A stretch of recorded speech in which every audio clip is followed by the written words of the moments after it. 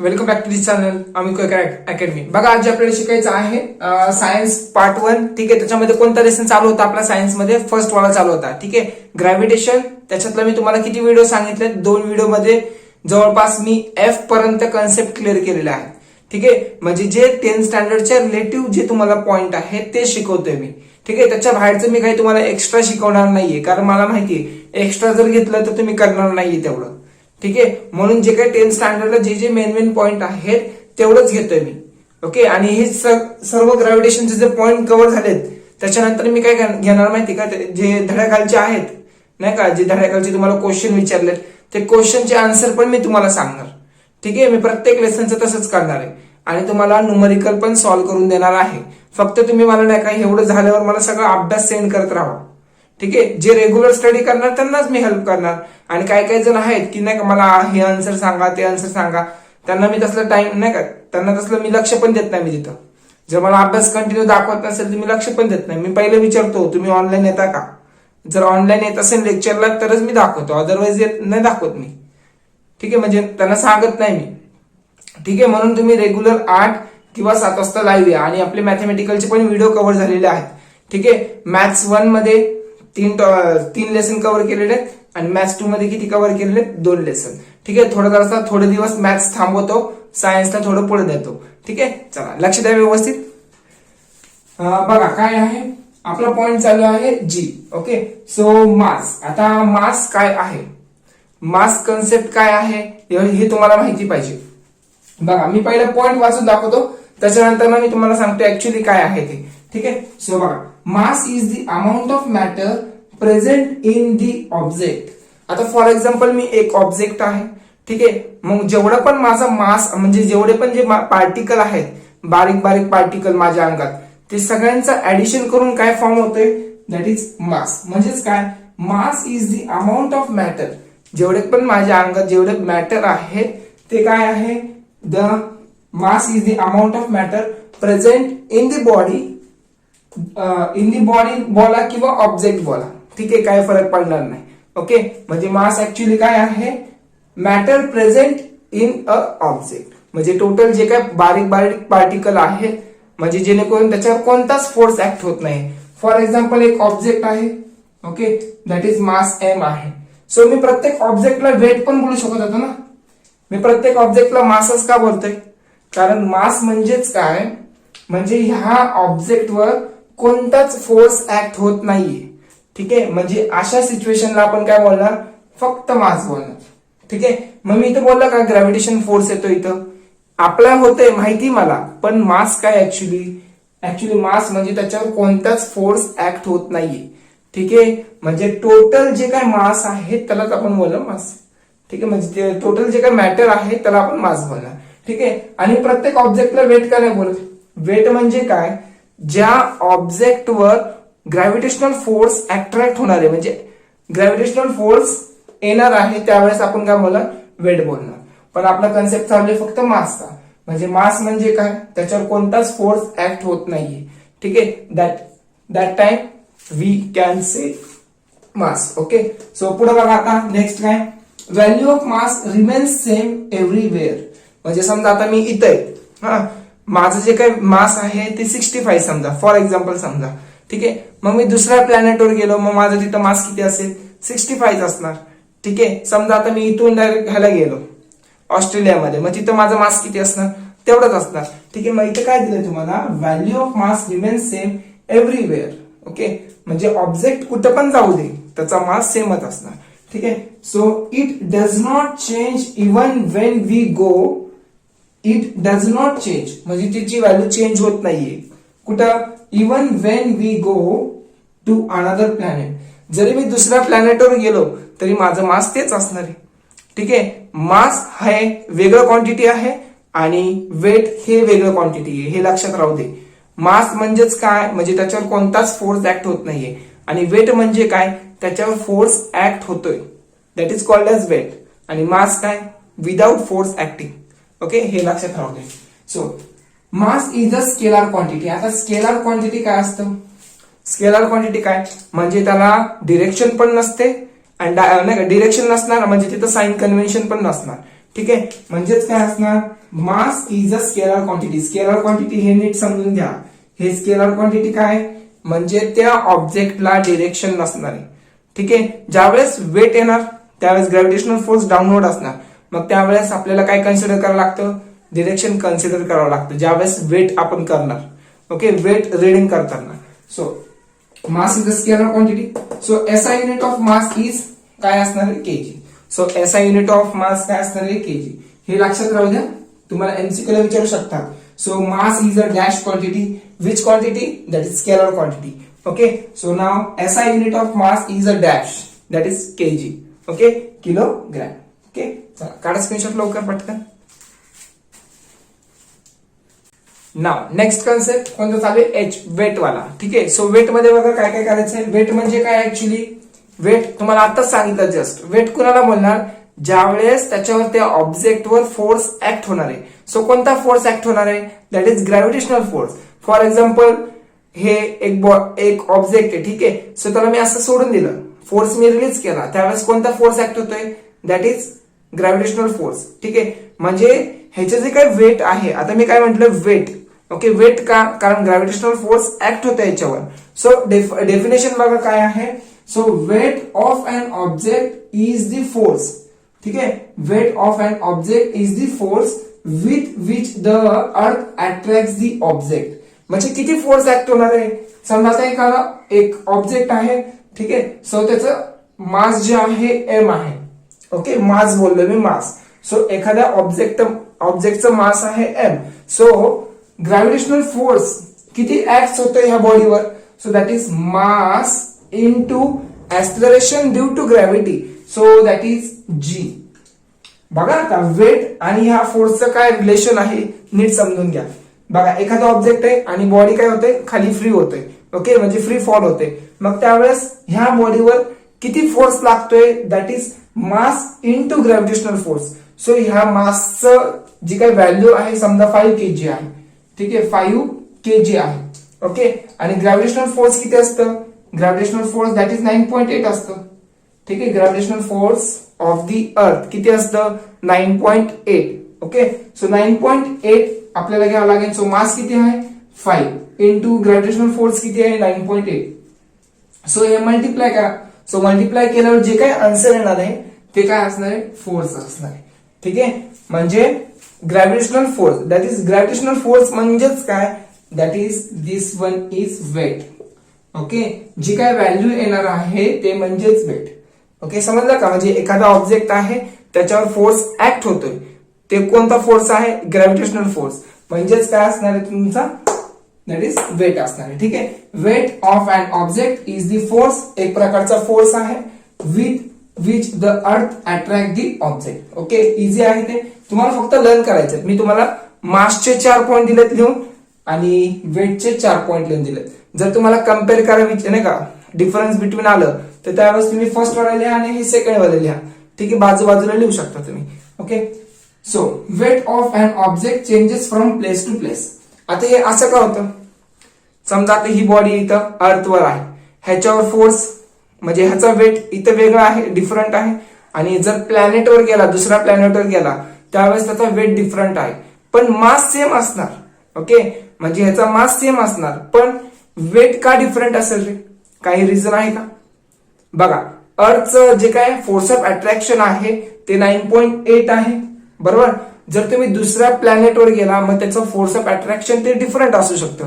ठीक आहे, म्हणजे त्याचं फोर्स ऑफ अट्रॅक्शन जे आहे आता अर्थचं एवढं आहे, मग दुसऱ्या प्लॅनेटवर गेल्यावर काय असणार, त्याचं जे काय फोर्स ऑफ अट्रॅक्शन आहे ते डिफरंट असणार. May be 7.8, may be 11.2. ठीक आहे, मी असं म्हणतोय. ओके, सो म्हणजे तुम्ही ज्यावेळेस तुम्ही मल्टिप्लाय करणार त्याची व्हॅल्यू कमी येणार जर दुसऱ्या प्लॅनेटवर असेल तर. ठीक आहे, म्हणून त्याचं वेट जे आहे ते कमी होणार. इथे काय दिलंय, weight of an object changes from place to place. ठीक आहे, हे लक्षात राहू दे. म्हणजे जसं जसं ही बॉडी वर जाणार आहे, म्हणजे जसं जसं हा ऑब्जेक्ट वर जाणार आहे तसं तसं त्याचं वेट काय होणार आहे, कमी कमी होत जाणार आहे. ठीक आहे, सो वेट प्रत्येक प्लेसला डिफरंट असणार आहे. ओके, चला नाव weight is a vector quantity. आता वेट काय आहे, वेक्टर क्वांटिटी. का वेक्टर क्वांटिटी, का ज्याला डिरेक्शन आहे त्याला आपण बोलतो वेक्टर क्वांटिटी. ठीक आहे. मग आता मला सांगा हे ऑब्जेक्ट मी खाली सोडला, ठीक आहे. सो मी ग्रॅव्हिटेशनलच्या अगेन्स्ट फोर्स लावतोय का? नाही. म्हणजे ग्रॅव्हिटेशनचा फोर्स पण डाऊनवर्ड आहे आणि ह्या ऑब्जेक्टचा पण फोर्स खाली जातोय. सो डिरेक्शन सेम आहे. ओके. ज्यावेळेस मी ग्रॅव्हिटेशनलच्या विरुद्ध काम करणार म्हणजे मी ऑपोजिट साईडला जाणार, मग त्यावेळेस त्याचं डिफरंट येणार. ओके. त्याचं डिफरंट वेट येणार. ओके. हे लक्षात राहू दे. सो तिथे काय असणार आहे? Weight is a vector quantity. Vector म्हणजे काय? ज्याला डिरेक्शन आहे त्याला आपण बोलणार वेक्टर क्वांटिटी. ठीक आहे. स्केलर क्वांटिटी कशामध्ये येणार? मासला येणार. ओके. म्हणजे तिथं आपण काय डिरेक्शन कन्सिडर करत नाही. Okay. So SI unit of weight is newton. जे काय आपण फोर्स काढणार आहे, ओके, जे काय फोर्स काढणार आहे, फोर्स कशामध्ये रीड करणार? न्यूटन मध्ये. मग वेट पण कशामध्ये रीड करणार? न्यूटन मध्ये. एवढं लक्षात राहू दे. Okay. So SI unit of weight is newton. चला काढा स्क्रीनशॉट लवकर पटकन.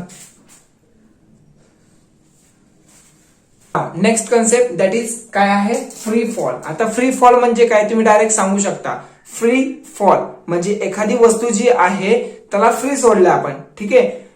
फ्री जर सोडला आपण, समजा एखादा ऑब्जेक्ट आहे त्याला आपण असं फ्री सोडलाय, काय करतोय? तो ऑब्जेक्ट खाली खाली खाली खाली येतोय. ठीक आहे. म्हणजेच त्याला आपण काय म्हणणार? Free fall. पण नक्की सायंटिफिक रिझन काय आहे ते बघून घ्या. ठीक आहे. फ्री फॉल मध्ये कोणते कोणते फोर्स ऍक्ट होतात ते त्या ऑब्जेक्टवर ते तुम्हाला समजून घ्यावं लागेल. बघा काय आहे? Whenever an object falls towards the earth, म्हणजे एखादा ऑब्जेक्ट आहे तो खाली पडतोय. ठीक आहे. त्यावेळेस टुवर्ड्स दी अर्थ under the influence of the force of gravity, म्हणजे समजा एखादा हे ऑब्जेक्ट आहे, ह्याला मी असं खाली रिलीज केला म्हणजे सोडून दिलं मी ह्याला. ठीक आहे. ऑब्विसली हे खाली पडणार आहे. मग त्याच्यावर कोणता फोर्स ऍक्ट होतोय? फक्त एकच फोर्स ऍक्ट होतोय. कोणता फोर्स ऍक्ट होतोय? That is influence of the force of gravity. It's motion is called as free fall. ठीक आहे. बघा ऍक्च्युली हे जे काय आहे मार्कर, ह्याला जर मी फ्री फॉल केलं नाही का, सोडून दिलं ह्याला, ऍक्च्युली त्याच्यावर दोन फोर्स ऍक्ट होतात. आता तुम्ही बोलणार दोन फोर्स कोणते कोणते ऍक्ट होणार, पण जो काही दुसरा फोर्स आहे तो आपण कधी घेत नाही. का घेत नाही ते तुम्हाला सांगतो. बघा समजा एक ऑब्जेक्ट आहे, ठीक आहे, आणि हे अर्थ आहे, इथं अर्थ आहे. ठीक आहे. सो ह्याला फ्री सोडला आपण. ठीक आहे. Free fall. Free fall. ठीक आहे. सो हे जे काय ऑब्जेक्ट आहे खाली येतोय, ह्याच्यावर दोन फोर्स ऍक्ट होतात. कोणते कोणते? अर्थ काय करतोय? खाली खेचण्याचा प्रयत्न करतोय. So that is acceleration due to gravity. So हे ग्रॅव्हिटेशनल फोर्स ऍक्ट होतोय. आणि दुसरा कोणता फोर्स ऍक्ट होतोय सांगा बघू? माहिती आहे तुम्हाला? बघा ज्यावेळेस खाली खाली ऑब्जेक्ट येणार त्यावेळेस एअर रेजिस्टन्स जे आहे ह्याच्यावर फोर्स ऍक्ट करणार. सो एअर रेजिस्टन्स जे आहे ती ह्या दिशेने फोर्स ऍक्ट करणार. ठीक आहे. समजतंय का? बघा नीट काढतो मी, समजण्यासाठी नीट काढतो. सो ज्यावेळेस ऑब्जेक्ट खाली येणार त्यावेळेस ह्या ऑब्जेक्टवर ऍक्च्युली असे फोर्स ऍक्ट होणार. त्याला काय म्हणणार? Air resistance force. ठीक आहे. पण आपण एअर रेजिस्टन्स का घेत नाही? कारण आपण काय शिकतो इथं? Free fall. मग त्यावेळेस आपण फक्त कोणता फोर्स ऍक्ट घेणार आहे? फक्त ग्रॅव्हिटेशनल फोर्स घेणार आहे. ऍक्च्युली किती फोर्स ऍक्ट होतात त्या ऑब्जेक्टवर? ज्यावेळेस मी फ्री सोडेल त्यावेळेस एक एअर रेजिस्टन्स फोर्स आणि दुसरा ग्रॅव्हिटेशनल फोर्स. ठीक आहे. दोन फोर्स ऍक्ट होतात. पण दुसरा जो फोर्स आहे तो अपवर्ड डिरेक्शनला असतो. That is air resistance. Air resistance force. ठीक आहे. सो मग आपण फक्त कोणता घेणार आहे force? Gravitational force. For example सांगू का एक? Sky diving. स्काय डायव्हिंग मध्ये माहिती आहे ना, माणसं काय करतात? वरून उड्या मारतात. मग त्यावेळेस काय होतं? ते जे काय मॅन आहे त्याच्यावर काय होतंय? फोर्स ऍक्ट होतोय. कोणता फोर्स ऍक्ट होतोय? Gravitational force. मग ते काय होतं? ते फ्री फॉल होतात. त्यांच्यावर पण एअर रेजिस्टन्स फोर्स ऍक्ट होतोय, पण तो आपण काय करतो? निग्लेक्ट करतो. का? कारण आपण शिकतोय फ्री फॉल. ठीक आहे. म्हणजे एखाद्या ऑब्जेक्टवर किती फोर्स ऍक्ट होतोय तेवढं शिकायचं आपल्याला, आणि एअर रेजिस्टन्स कन्सिडर करायचं नाही. ठीक आहे. आता एअर रेजिस्टन्स कधी येणार बघा, कधी मॅटर होतं बघा, ते सांगतो तुम्हाला. फॉर एक्झाम्पल एक मार्कर आहे, हा, आणि दुसरं जे आहे समजा फॉर एक्झाम्पल पेपर घ्या. ठीक आहे. जर मी त्याला पेपर आणि मार्कर दोन्ही ऍट अ टाइम सोडलं तर कोणता पहिला खाली पोहोचेल? कोणता खाली पोहोचेल? ऑब्विसली मार्कर खाली पोहोचणार. का? कारण मार्करचं वेट जास्त आहे. ओके. पण मग हे कागद पण तेवढाच लवकर खाली पोहोचला पाहिजे ना, कारण त्याच्यावर पण ग्रॅव्हिटेशनल फोर्स तेवढाच ऍक्ट होतोय, पण तो काय नाही पोहोचत खाली? Due to air resistance. समजलं का? इथं एअर रेझिस्टन्सचा मॅटर होणार आहे. मग एअर रेझिस्टन्स काय करतात, त्याचा फोर्स जास्त पडतो कारण पेपरचं वेट जे आहे ते लो आहे. ठीक आहे, म्हणजे पेपरचं जे काय मास आहे ते कमी आहे. सो एअर रेझिस्टन्स काय करतात, त्याला फोर्स लावतात.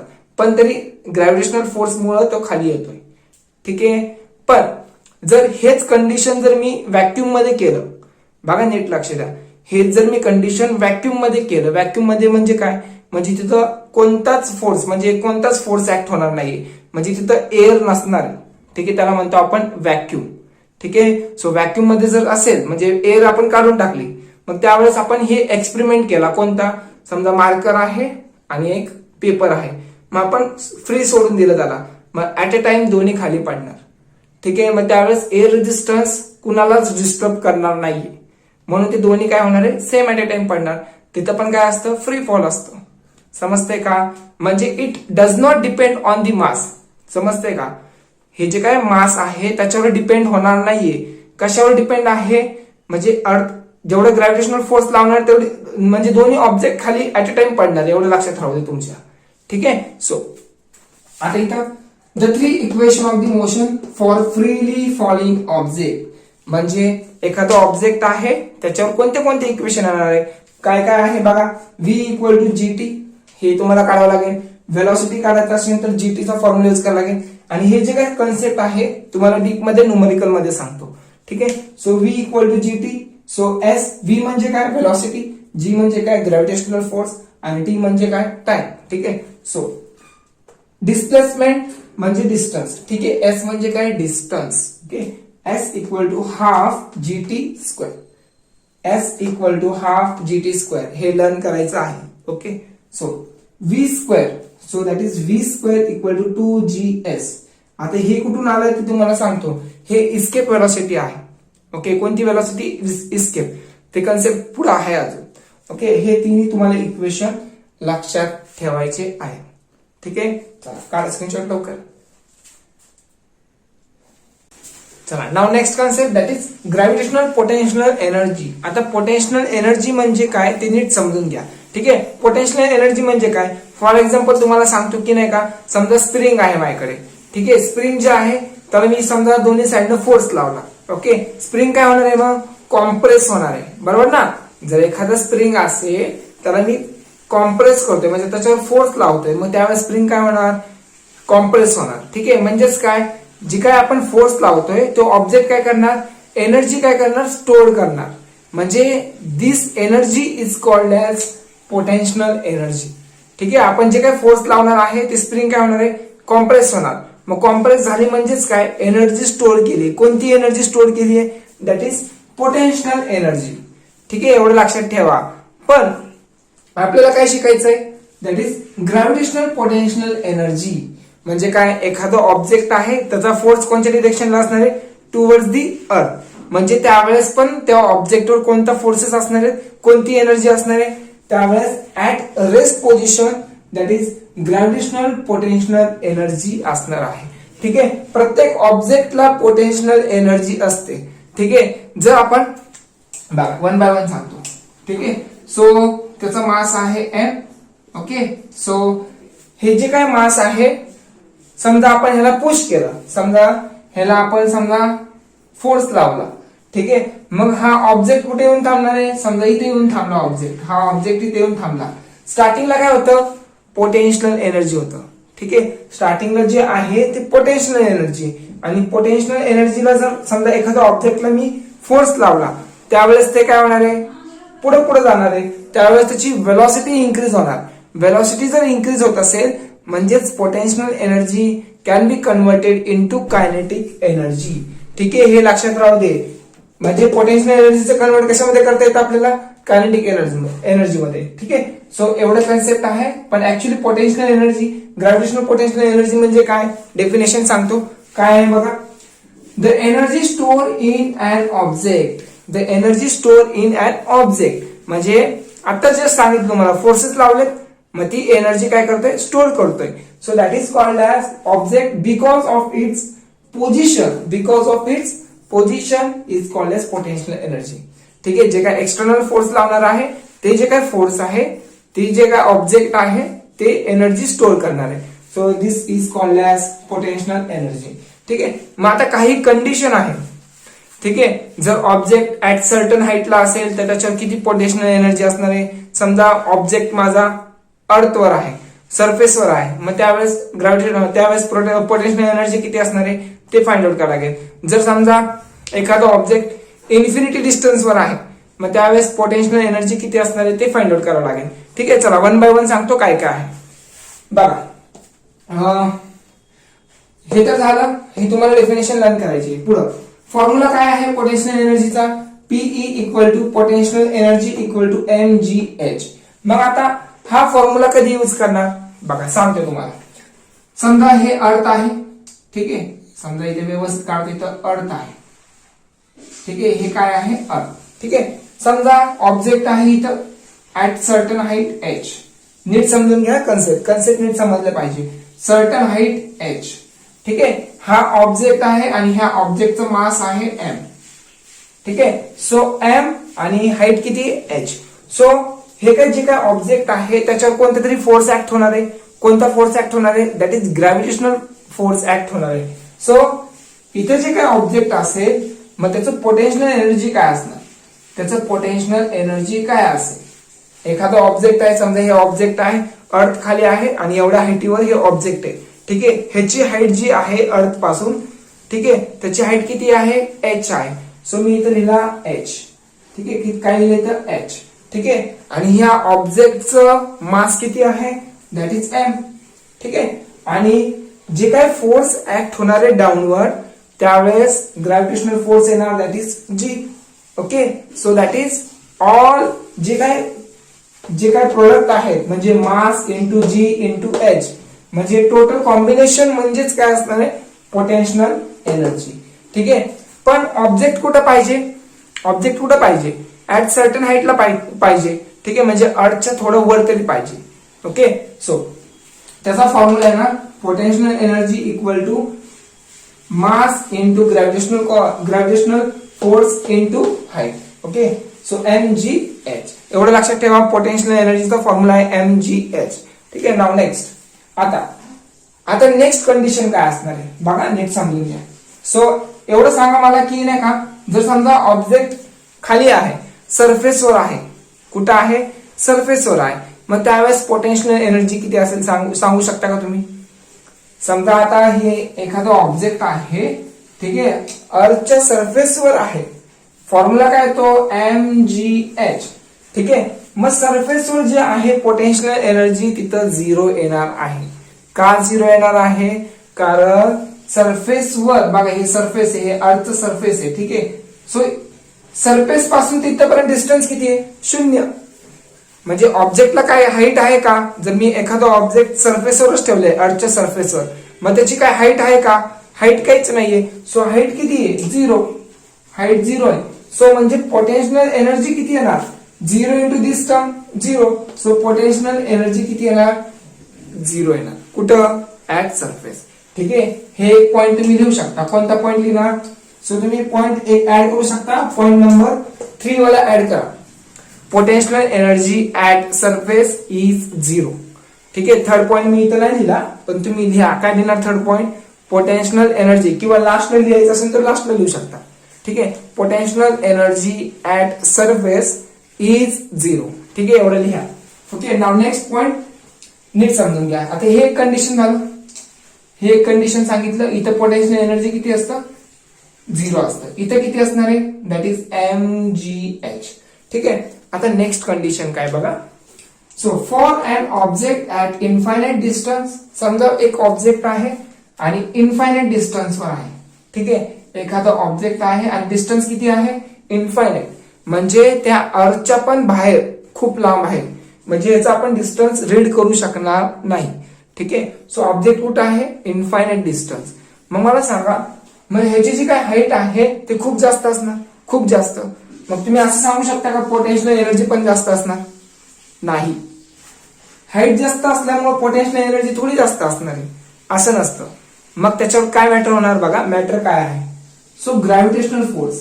मला सांगा जेवढं मी अर्थ पासून लांब जाणार खूप खूप खूप लांब गेलो.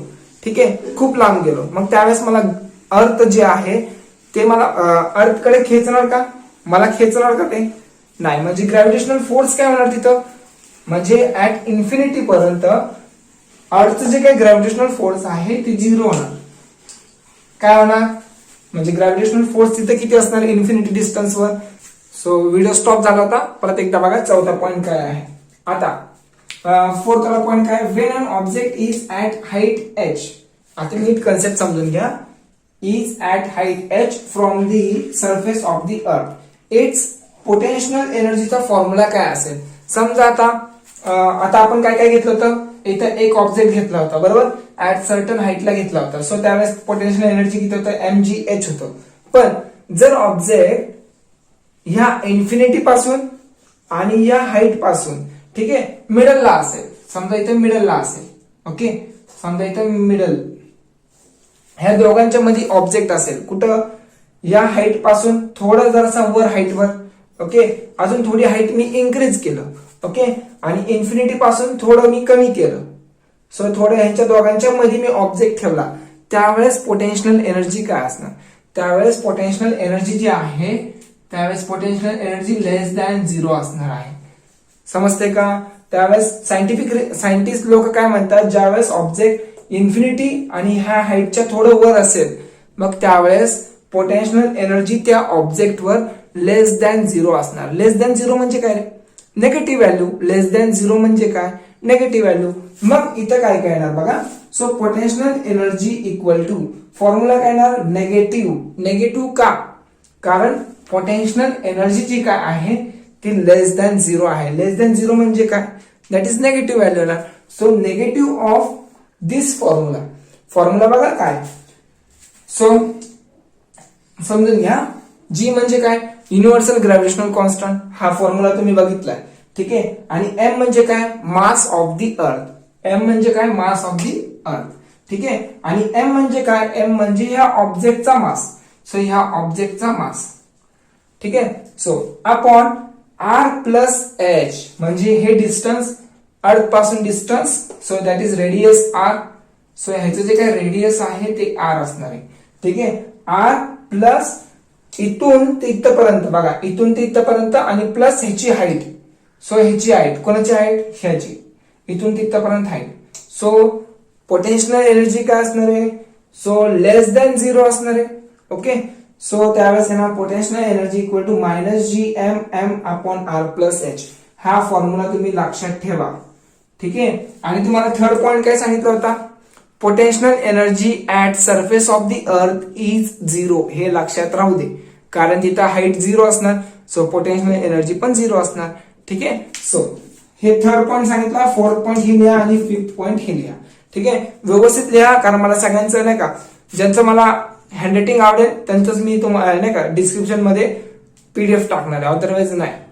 खाडाखोड करू नका, ठीक आहे. चला काढा स्क्रीनशॉट लवकर, नंतर एस्केप वेलोसिटी, मग चॅप्टर पूर्ण क्लिअर होईल, ओके. मग त्याच्यानंतर मी खालचे धड्याखालचे घेईन, ओके.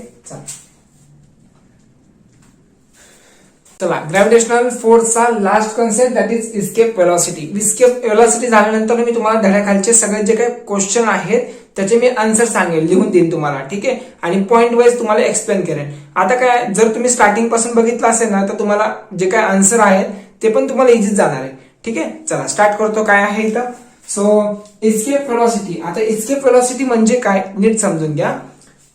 तुम्हाला हे तर माहिती आहे, समजा इथं अर्थ आहे, ठीक आहे. सो हे अर्थ आहे, ओके. एखादा ऑब्जेक्ट आहे, एखादा ऑब्जेक्टला जर मी अपवर्ड डिरेक्शनला फोर्स लावला, ठीक आहे, कुठं अपवर्ड डिरेक्शनला, समजा माझ्याकडे बॉल आहे, सो मी तो वर फेकून दिला. सो काय होणार, ते ऍट सर्टन हाईटला जाणार, समजा ऍट सर्टन हाईटला जाणार. सो बॉलची वेलोसिटी काय होणार, मग त्यावेळेस बॉलची जी काही वेलोसिटी आहे ती 0 होणार, ठीक आहे. मग परत काय होणार, परत बॉल खाली येणार, ठीक आहे. परत कुठे येणार, बॉल खाली येणार, ठीक आहे. म्हणजेच काय, आता आपण बॉल एखादा स्टार्टिंगला फेकला, त्यावेळेस इनिशियल वेलोसिटी किती असणार आहे, मॅक्झिमम असणार. कारण कसं, जर एखाद्या बॉडीला जर वर जायचं असेल, म्हणजे ग्रॅव्हिटेशनल फोर्स काय करतोय, अपोज करतोय. म्हणजे समजा बॉल वर वर वर वर जातोय, त्यावेळेस ग्रॅव्हिटेशनल फोर्स काय करतोय, त्याच्यावर ऍक्ट होतोय, म्हणजे तो त्याला खाली खेचण्याचा प्रयत्न करतोय. जोपर्यंत हा बॉल नाही का, बॉलची आतमधली एनर्जी संपत नाही. म्हणजे मी बॉल फेकलाय वर, ठीक आहे, किती फोर्सनी फेकलाय, जोपर्यंत त्याचा फोर्स संपत नाही तोपर्यंत ती बॉडी खाली येणारच नाही. ठीक आहे, म्हणजेच काय, जोपर्यंत त्याची व्हेलॉसिटीची स्पीड जी आहे ती कमी होणार नाहीये. म्हणजे किती कमी व्हायला पाहिजे, 0 व्हायला पाहिजे, तरच एखादा ऑब्जेक्ट खाली येणार आहे. ठीक आहे, म्हणजे मॅक्झिमम डिस्टन्सला तो काय होणार आहे, रेस्ट पोझिशनला जाणार आहे. नंतर तो ऑटोमॅटिकली ग्रॅव्हिटेशनल फोर्सच्या मुळे तो खाली येणार आहे. ओके, सो ऍक्च्युली आता इस्केप व्हेलॉसिटी म्हणजे काय हे झालं, फक्त बेसलाईन सांगितलं मी तुम्हाला. ठीक आहे, हे तर तू कुणाला पण माहिती. पण इस्केप व्हेलॉसिटी म्हणजे काय, the minimum velocity that moving body, the minimum velocity that moving the body. म्हणजे एखादा ऑब्जेक्ट आहे, मी फेकतोय. ओके, किती फेकतोय मी, किती स्पीडने, म्हणजे किती फोर्स लावतोय, minimum velocity. Minimum velocity that moving body must have to escape from a gravitational field. आता बघा, नीट समजून घ्या, कन्सेप्ट थोडंसं डीप मध्ये आहे. बघा कुठे गेला, मला परत सांगावं लागतंय. Minimum velocity that moving body must have to escape from gravitational field and move outward in to space. समजा आता हे अर्थ आहे. ओके, सो ह्याचं जे काय अर्थचं ग्रॅव्हिटेशनल फील्ड आहे, म्हणजे काय, हे समजा तुमचं ग्रॅव्हिटेशनल फील्ड आहे. ठीक आहे, हो एवढं ग्रॅव्हिटेशनल फील्ड आहे.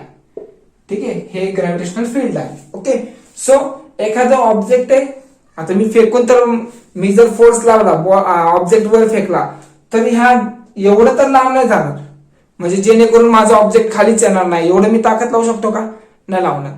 ठीक आहे, कारण ग्रॅव्हिटेशनल फोर्स तर अट्रॅक्ट करणार आहे. पण एवढा फोर्स आपल्याला लावायचा आहे, त्या ऑब्जेक्टला एवढी स्पीड लावायची आहे जेणेकरून तो ऑब्जेक्ट इथपर्यंत येईल. ओके, सो ह्याच्या बाहेर गेल्यावर समजा ऑब्जेक्ट इथं आला. ठीक आहे, मी फोर्स लावलाय आणि ऑब्जेक्ट काय झाला, इथं आलाय. सो त्यावेळेस त्या ऑब्जेक्टवर फोर्स ऍक्ट होईल का, कोणताच फोर्स ऍक्ट होणार नाहीये. कारण अर्थच्या एवढ्या फील्डमध्येच ग्रॅव्हिटेशनल फोर्स अट्रॅक्ट होतोय, हे लक्षात राहू दे. त्याच्या जर बाहेर गेलं, म्हणजे कुठून बाहेर गेलं, इथून बाहेर गेलं. ठीक आहे, सो त्या ग्रॅव्हिटेशनल फोर्सला काय करतोय आपण, बाहेर पाठवतोय. म्हणजे ऍक्च्युली कसं, ऑब्जेक्ट बाहेर जातोय, कुठून बाहेर जातोय, या फील्ड मधून बाहेर जातोय. सो त्यावेळेस म्हणतात इस्केप. कुणाला इस्केप केलं, ग्रॅव्हिटेशनल फोर्सला काय केलं, इस्केप केलं. सो इथला आता ह्या ऑब्जेक्टवर कोणताच फोर्स लागू होणार नाहीये. म्हणजेच काय, बघा, इस्केप फ्रॉम ग्रॅव्हिटेशनल फील्ड, ह्या फील्ड पासून तो इस्केप झाला, म्हणजे बाहेर निघून गेला. सो त्यावेळेस तो ऑब्जेक्ट कुठं पण जाणार, सो तो स्पेस मध्ये गेला. ठीक आहे, so and move outward in to space. So त्यावेळेस तो कसा, आउटवर्ड म्हणजे बाहेर पडला. ठीक आहे, सो त्या व्हेलॉसिटीला, म्हणजे जेवढी व्हेलॉसिटी आपल्याला लागली फेकताना, त्या व्हेलॉसिटीला बोलणार इस्केप व्हेलॉसिटी. ठीक आहे, समजून घ्या, इस्केप व्हेलॉसिटी कोणाला बोलणार, म्हणजे मिनिमम ऍटलिस्ट कमीत कमी व्हेलॉसिटी. किती कमी व्हेलॉसिटी, म्हणजे ऍटलिस्ट तो ऑब्जेक्ट बाहेर तरी गेला पाहिजे. ठीक आहे, बाहेर जेवढा जाईल, म्हणजे बाहेर ऍटलिस्ट पडला पाहिजे, तेवढं मला स्पीड, म्हणजे तेवढं मला फोर्स लावा लागेल. म्हणजेच ह्या व्हेलॉसिटीला काय बोलणार, दॅट इज इस्केप व्हेलॉसिटी. ठीक आहे, हे तुम्हाला लर्न करावं लागेल. मग त्याच्यानंतर ना बघा, ह्या फील्डच्या बाहेर गेल्यावर त्याच्यावर कोणता फोर्स लागू होतोय का, नाही होते. ठीक आहे, समजा आता ऑब्जेक्ट खूपच लांब गेलाय, तरी त्याच्यावर इस्केप व्हेलॉसिटी लागली असं बोलू शकतो आपण. ठीक आहे, इस्केप व्हेलॉसिटी हे समजून घ्या व्यवस्थित, कारण आता कसं सांगणार तुम्हाला. चला, तुम्हाला आता इस्केप व्हेलॉसिटीचा मला डेरिव्हेशनच काढून द्यावं लागेल. ठीक आहे, सो डेरिव्हेशन सांगतो मी, तोपर्यंत कन्सेप्ट पण सांगतो मी. ठीक आहे, चला हे रफ करतो. इस्केप व्हेलॉसिटी म्हणजे काय, म्हणजे कमीत कमी एवढी व्हेलॉसिटी लावायची की जेणेकरून तो ऑब्जेक्ट बाहेर पडला पाहिजे. कुणाच्या बाहेर पडला पाहिजे, त्या ग्रॅव्हिटेशनल फील्डच्या बाहेर पडला पाहिजे. तेवढी व्हेलॉसिटी लावली म्हणजेच त्या व्हेलॉसिटीला म्हणणार इस्केप व्हेलॉसिटी. ठीक आहे, चला सांगतो आता काय काय आहे. हे फर्स्ट झालं. सेकंड, सो आता याचं डेरिव्हेशन कसं काढणार, कसं फाइंड आउट करणार. चला, तुम्हाला हे माहिती, पोटेन्शियल एनर्जीचा फॉर्म्युला. पोटेन्शियल एनर्जीचा फॉर्म्युला किती, 2 फॉर्म्युले आहेत. पण मी सेकंड वाला फॉर्म्युला यूज करणार, that is -gm upon r plus h. ठीक आहे, हा फॉर्म्युला यूज करणार. So object at object of mass m at surface of the earth, at surface of the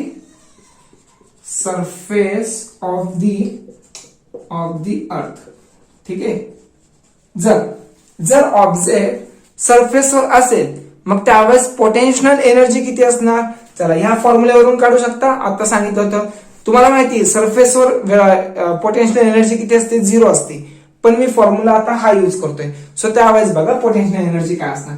so potential energy equal to -gmm upon r+h असते.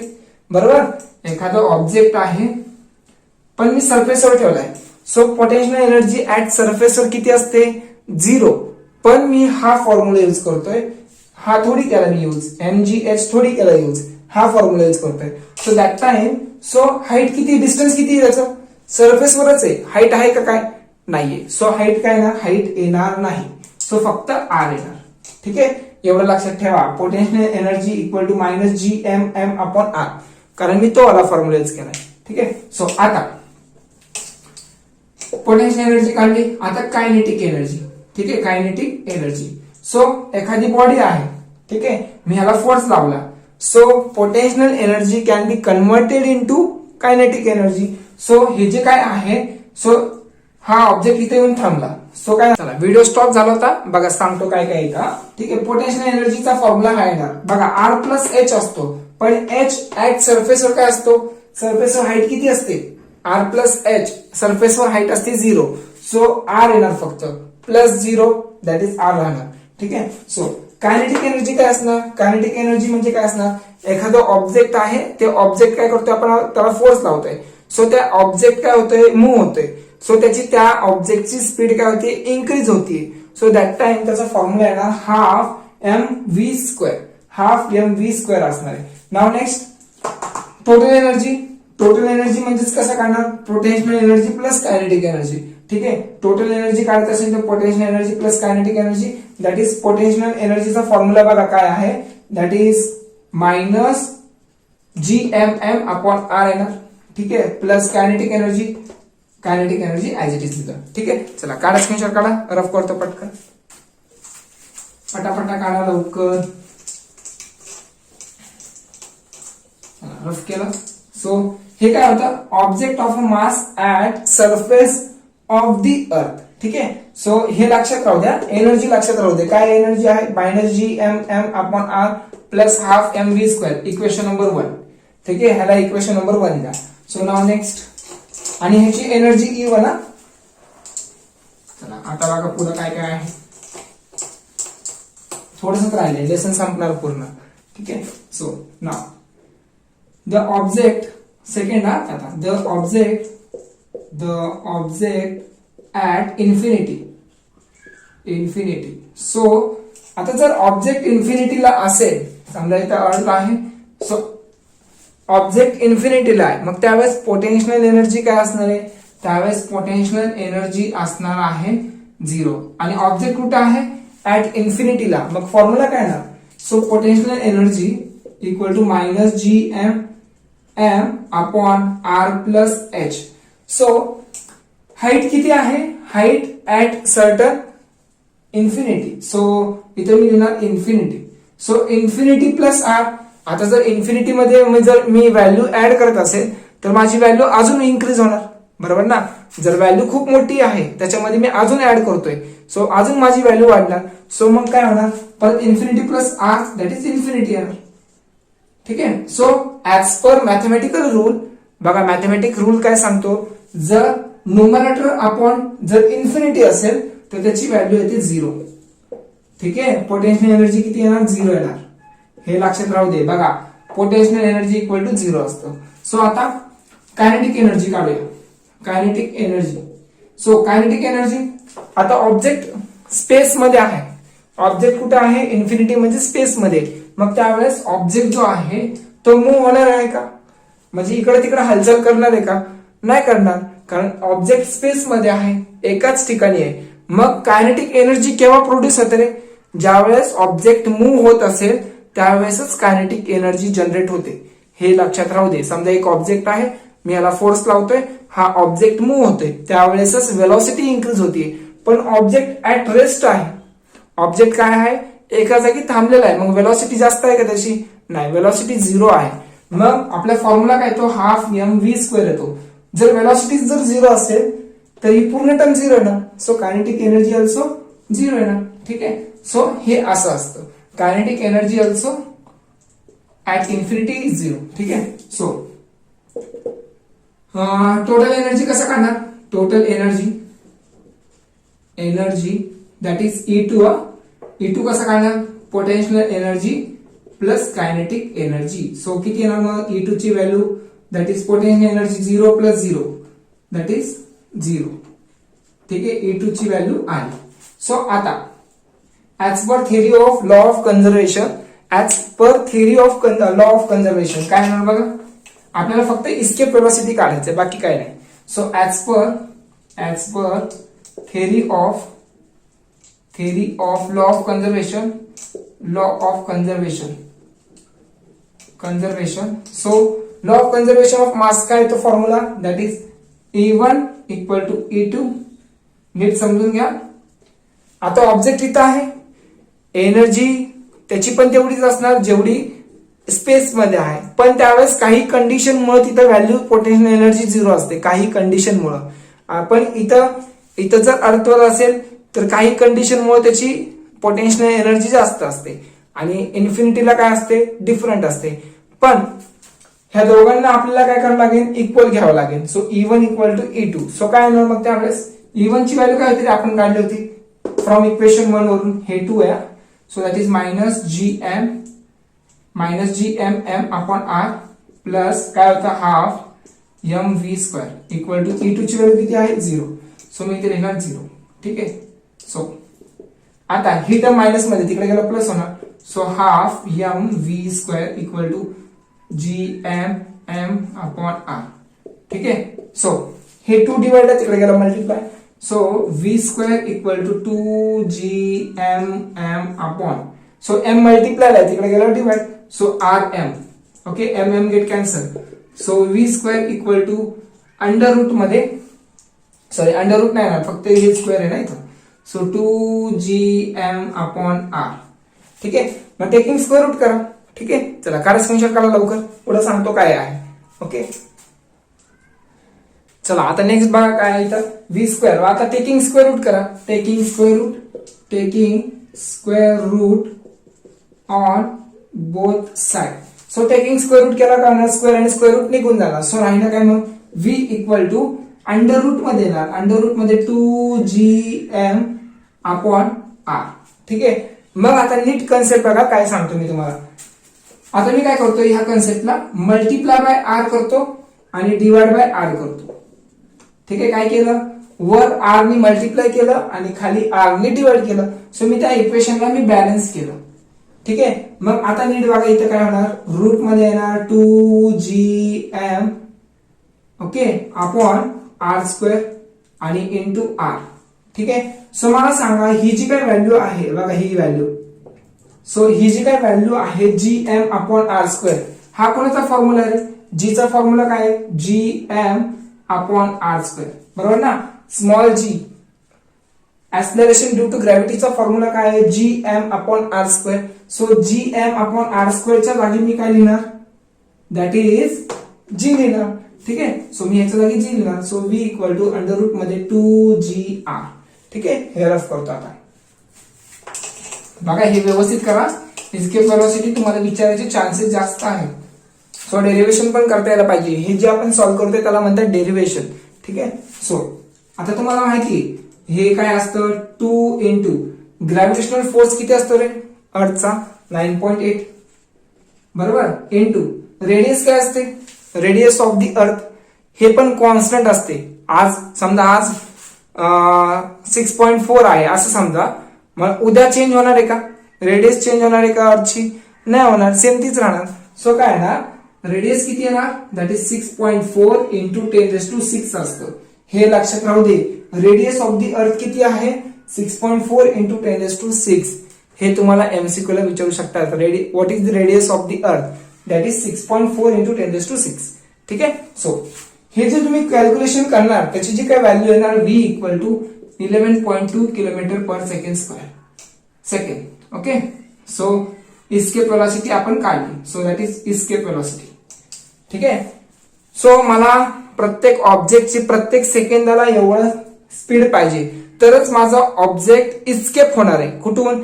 Gravitational फील्डच्या बाहेर जाणार आहे. जर एवढी माझी स्पीड असेल त्या ऑब्जेक्टची तरच तो ऑब्जेक्ट इस्केप होणार आहे. कुठून? ग्रॅव्हिटेशनल फील्ड मधून इस्केप होणार आहे. So escape velocity equal to 11.2 kilometre per second. ठीक आहे, हे एवढं आपल्याला डिराईव्ह करायला पाहिजे, डिराईव्ह करायचं होतं. ओके, केलं आपण. चला काढा स्क्रीनशॉट. हा, बाकीचे जे काही कन्सेप्ट आहे लवकरच क्लिअर करत जाईल आणि मॅथ्स थोडा दिवस स्टॉप करतो कारण फक्त सायन्सच शिकवतो. ठीक आहे, कारण सायन्स थोडं महाग आहे. सो पटापट होऊन जाईल.